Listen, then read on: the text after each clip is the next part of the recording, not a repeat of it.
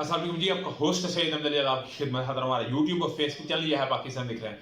लाखों करोड़ों दुरूद और सलाम हज़रत मोहम्मद मुस्तफ़ा सल्लल्लाहु अलैहि वसल्लम और आले मोहम्मद पर। बैकडोर राब्ते जो हैं वो बड़ी स्पीडली हो गया है। एक्चुअली ना पिछले कुछ 5 दिनों से पाकिस्तानी सियासत के अंदर इतनी स्पीडली तब्दीली हो रही है कि कोई बंदा एस्टिमेट नहीं कर सकता। मैंने बड़े बड़े सहाफ़ियों को और बड़े बड़े तजियाकारों को जो हमारे सीनियर हैं उनको मैंने मैसेज करते और फिर उसके ऊपर रिवर्स होते भी देखा है। कोई ये बात कर रहा है कि जी सिस्टम लपेट लिया जाएगा, ख्वाब चकनाचूर हो जाएंगे, तो कोई ये बात कर रहा है कि मुज़ाकरात हो रहे हैं और बहुत बड़े लेवल पे हो रहे हैं और टाइकून इसमें शामिल हो चुके हैं। मलक रियाज साहब, मलक रियाज साहब आप जानते हैं कि किसी तारफ के मोहताज नहीं और जरदारी साहब के बगैर वो भी किसी चीज के काबिल नहीं। और इस वक्त उनकी डोरियां मिलाई जा रही हैं और डोरियां उनकी मिल रही हैं इमरान खान साहब के साथ। उन्हें नजर आ रहा है कि मेरी अगली जितनी भी अगर बकिया जिंदगी है उसमें अगर मैं बिजनेस करना चाहता हूं तो डेफिनेटली पाकिस्तान तरीके इंसाफ की गवर्नमेंट है, मैं क्यों उनसे पंगा लूं, कोई मेरा उस वक्त का साथ नहीं लेगा। तो अभी इतलात ये है कि आसिफ अली जरदारी साहब जो मुज़ाकरात की बात कर रहे हैं उसमें मलक रियाज साहब अपना एक बड़ा अहम किस्म का किरदार अदा कर रहे हैं। और मलक रियाज साहब ने कहते हैं हैदराबाद और कराची की पट्टी में हजारों एकड़ जमीन नाम करवा दी आसिफ अली जरदारी साहब के, और उनके जो दामाद हैं वो मुनीर शायद या वो दुबई के अंदर जो मुख्तावर साहबा के हामद है उनको भी जमीन उनके नाम करवाई गई। मगर इमरान खान साहब के लिए जी रास्ते को हमवार किया जा रहा है और नून लीग के अंदर इस वक्त बगावत की जो है वो स्मेल आ रही है। वो कहता है कि जरदारी हमारे साथ गेम करने जा रहा है और ये इमरान खान को जो है वो हमारे आगे लाके खड़ा करेगा और खुद उसके साथ ये मुज़ाकरा तय करेगा। मगर उनको भी नजर आ गया, कुछ उनके अंदरूनी हल्के ये बात कह रहे हैं कि इमरान खान से अगर हम मुज़ाकरा नहीं करते तो फिर हमारे पास रास्ता भी नहीं बचता। वो जो एचडी साहब की एक बात थी कि मुज़ाकरात का आखिरी दौर चल रहा है,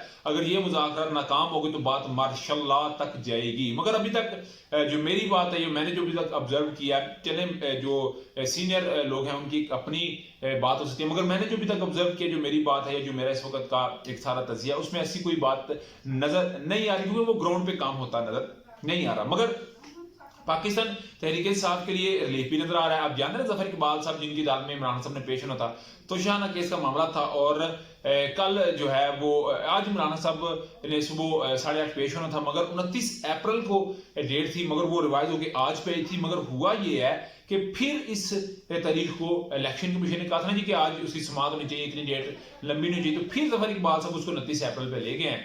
और ये भी देखे ना कि मैंने कहा 5 दिन में सियासत इस तरह घूम रही है कि हर जैसे मंडी के अंदर होता है ना, हर 1 घंटे के बाद कीमत तब्दील हो रही है, इधर सियासत में भी हर घंटे के बाद सूरत तब्दील हो रही है। उधर उस्मान बुज़दार साहब की बात की जाए तो उनके लिए बड़ा जो है वो इन्होंने कोशिश की, क्योंकि उस्मान बुज़दार साहब को पकड़ना है तो फराग होगी को पकड़ना है, फराग होगी को पकड़ना है तो बुशरा बीबी को पकड़ना है। तो रिलीफ ये मिला है कि एंटी करप्शन सलमान अकरम राजस्व के वकील है, उन्होंने लाहौर हाईकोर्ट में दरखास्त दी थी कि एंटी करप्शन को रोका जाए, तो एंटी करप्शन ने फिलहाल इंक्वायरी को रोक दिया है।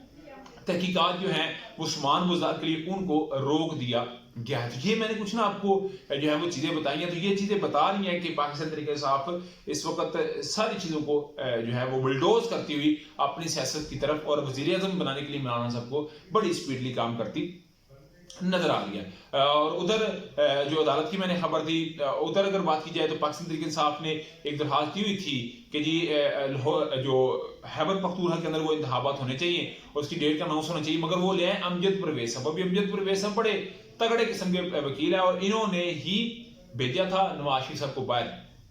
तो इतना भी महाज जो है वो गर्म नहीं किया जा रहा, ठंडा नहीं किया जा रहा पाकिस्तान तहरीक इंसाफ के लिए। तो ये जो मामला है इसमें भी खटियाई नजर आई है और इसको रजिस्ट्रार ने इतराज लगा के दरखास्त को वापस कर दिया, जो कि पाकिस्तान तहरीक इंसाफ ने एक दायर की थी खैबर पख्तूनख्वा में इंतखाबात के लिए। मगर अगर मैं सारी बातों को एक साथ जम करूं, एक साथ मैं क्लोज करूं, तो मुझे नजर ये आ रहा है कि आसिफ अली जरदारी साहब और इमरान खान साहब बड़ी जल्द, ये मेरी बात आपको लगेगी बड़ी ऐसे कि ये ऐसा तो हो नहीं सकता, मगर बड़ी जल्द ये एक प्लेटफॉर्म पे होंगे।